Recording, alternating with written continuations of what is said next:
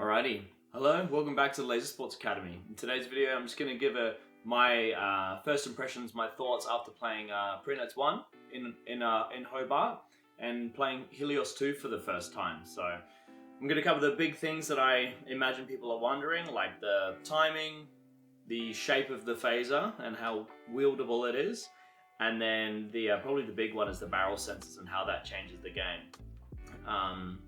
I'll also cover a little bit of like things that I know in Adelaide we're going to be implementing in our training to try and better prepare for Helios 2, given we don't have Helios 2 at home. But yeah, we'll get right into it. So the first thing I'll talk about is the timing. For me, and from what I heard from a lot of other people, the timing was actually like very intuitive. So it's kind of in between Nexus and Helios Pro, where on Nexus, at least when you're the active player, and you're taking a duel, you can shoot like the millisecond, like the first frame of someone's activation sound, you can shoot them.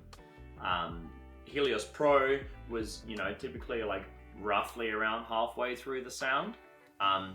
Helios 2's timing sits probably a little bit closer to Nexus timing in that it's not, if you timed your shot so that you shoot like on the first like frame of the sound, it would be too early. But if you kind of react to the start of the sound and then pull your trigger, almost like a delayed reaction time, or if you just have slow reaction times like me, it can feel like very similar to Nexus, and that is closer to reaction time based rather than Helios Pro being more of a feel thing because it was at a weird point in the sound of the activation sequence. But yeah, with that timing, I felt it was very intuitive. In an isolated environment, you could accidentally, if you, like I was saying before, fire too early. Like as soon as you hear the sound, you fire, you might get a shot off too early and it won't register. But when you're in a game, people are doing crazy comms, everyone's screaming, you can barely hear anything, and you've got a million things going through your brain. It almost feels reaction time based when you're in the arena.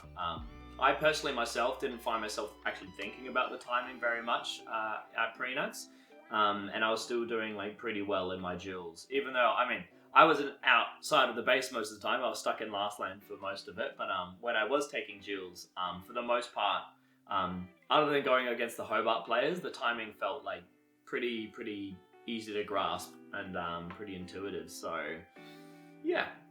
Alright, so the next thing people are probably wondering about is the phaser design itself. So a few of us got to get a look of it at Bendigo Nationals. PNC, or I think Shex brought a handful of packs down. Some of us got to have a play on them. Not everyone saw them, not everyone played them, not everyone was at Bendigo Nationals. But after playing a competition on it for Pre-Nats 1, I can say the phaser is very, very comfortable in the hands. It's feels a lot longer than a Nexus phaser because I imagine the plastics themselves aren't actually that much longer, but the Gundam that it's got is the Helios Pro style, which is quite long. And I think that might be a lot of why it feels very long. But everything else is very sleek. So the phaser is a lot skinnier than a Nexus phaser, so it sits in the hands very comfortably. I know people with smaller hands could like sometimes struggle with the Nexus phaser because it's very like bulbous, I guess would be the word. But yes, it was very sleek. Didn't have any difficulties handling it. In terms of handholds, I didn't really find that one was better than the other. Obviously on Helios Pro, because the sensor was on the top, the by far best handhold to use were the upside down ones where the sensor is facing away from everyone, then you can put it on walls and no one can shoot the damn thing. But when there's the barrel sensor and you can pretty much there's the sensor on the actual phaser itself, it doesn't lend itself towards a certain handhold, I believe. So I think that's overall a pretty good change. More freedom of expression, more freedom to just, play the way that you want to play rather than being forced into a way of play, if that kind of makes sense. So I think the phaser's a good change. And given how light and sleek they are, once people get used to the length of them, people are going to be throwing them around like crazy, and it's going to look really, really cool. So I'm super excited for that. The only thing I will say is I'll use my Nexus shell to demonstrate, but the only thing I had issues with personally, I don't know if anyone else did, was reverse switches. So those are the ones where the Gundam goes like, that's anti-clockwise if I'm a right-hander, or clockwise if you're left-handed, I guess. But it goes like underneath. I found those ones were pretty difficult to pull off because I kept finding there's no trigger guard on Helios 2. So I kept finding I was just straight up like missing the trigger. You know, you kind of take it for granted like how much you use the trigger guard when you do a reverse switch on like Nexus or Helios Pro.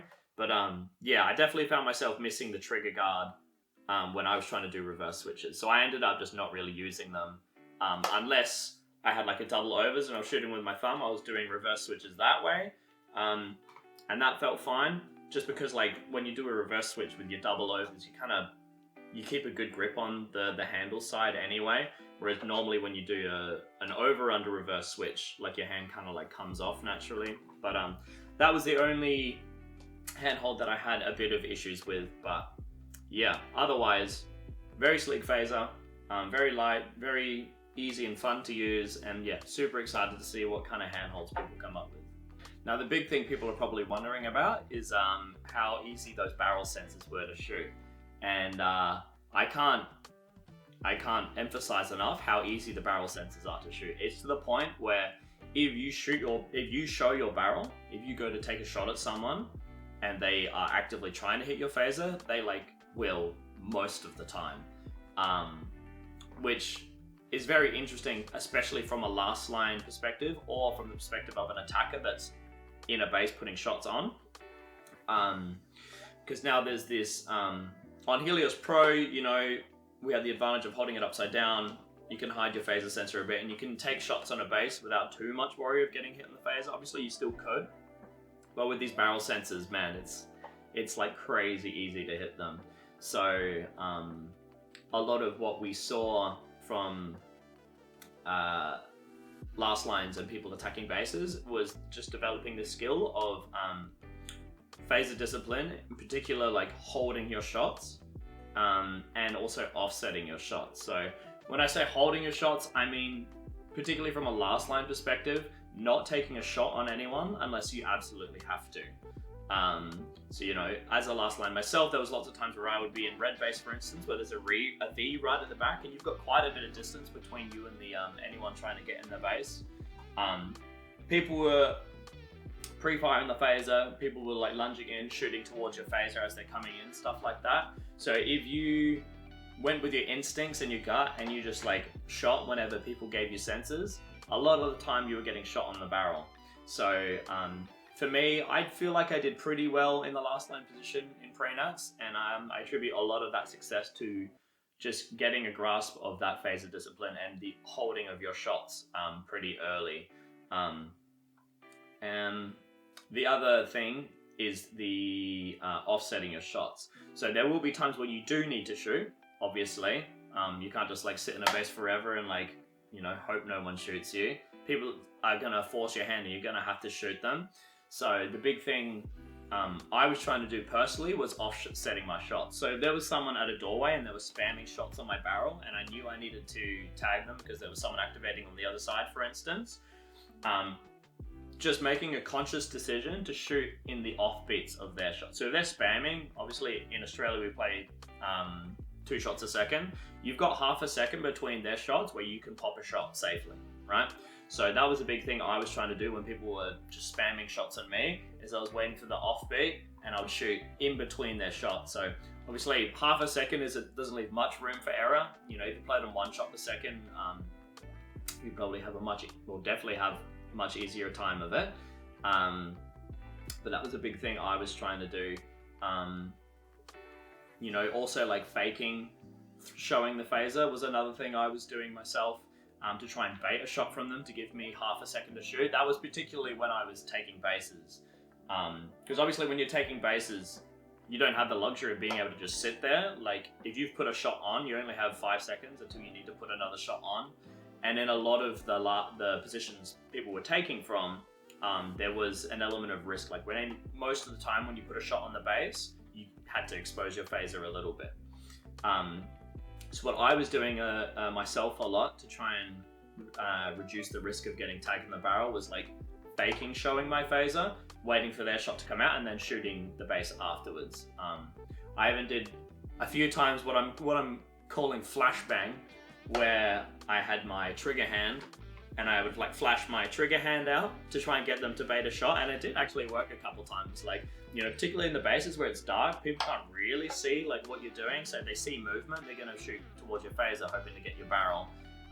So yeah, I got a few of my base takes off of the back of sitting in the base, putting a shot on, seeing someone waiting for me to put my second shot on, doing a flashbang with my hand, waiting for the shot, and then putting my second shot on.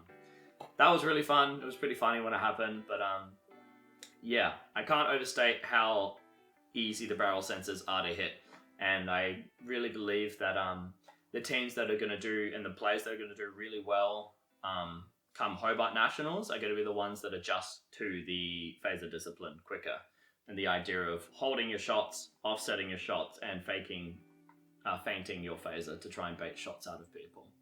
So with all of that said, people are probably wondering what kind of things they can be doing in their training at home when they don't have Helios 2 to try and better prepare for when they do eventually play a Helios 2 comp, whether that be another Pre-Nats or a Nationals or whatever it is. So I know for me, with Nexus at home, the big thing I'm going to be focusing on is just pretending like my phaser can be shot as easy as it is on Helios 2. So really focusing on those skills of phaser discipline, holding my shots, not shooting until I absolutely have to, offsetting my shots, and then also changing the angle that I'm like showing my phaser at as well. That's something you should be probably, whatever system you're on, I would recommend doing that, because it's, like I said before, I think that's going to be what differentiates the top players from everyone else in this Helios 2 era. The next thing I would say is, if you're on Helios Pro, obviously the meta handhold is to hold it upside down, whether you're over, under, double overs, doesn't matter, but having it upside down so that your phaser sensor is as protected as possible and you can knock it on walls and stuff. If you had Helios Pro, it's not super comfortable, and that's a lot of why people also use the upside down grips on Helios Pro, because they're just pretty comfy, but I would probably recommend holding it in a traditional fashion with the phaser plastics on top, or the phaser sensor on top, just to get rid of that sense of security you have on Helios Pro, where you can kind of hide it and knock it on walls and stuff. Just play the other way, you know, make your phaser shots more available than they would be normally, just to try and reduce the shock factor when you go to Helios 2 and suddenly everyone's pinging your phaser from like across the arena. But yeah, that's all I have in terms of my my first impressions playing Helios 2 at Pre-Nats 1. I'll be back for Pre-Nats 2, Pre-Nats 3, so if my thoughts or like the meta changes or anything, I'll be sure to post another video like this letting everyone know. But yeah, once again, can't overstate how easy it is to hit these barrel sensors. So please, if you want to do well on Helios 2, really, really focus in your training, you know, just as an individual, on phaser discipline, holding shots, offsetting shots, changing the angle of your phaser, fainting shots, all of that kind of stuff, because yeah, it's gonna separate the best from the rest come Nationals time, so get around it. But anyway, enough from me. Thank you very much for watching. Hope you found this informative. If you have any other questions in regards to Helios 2 that I perhaps didn't cover in this video, drop it in the comments. I'll go through and reply and give as much info as I can. But until then, we'll see you in the next video.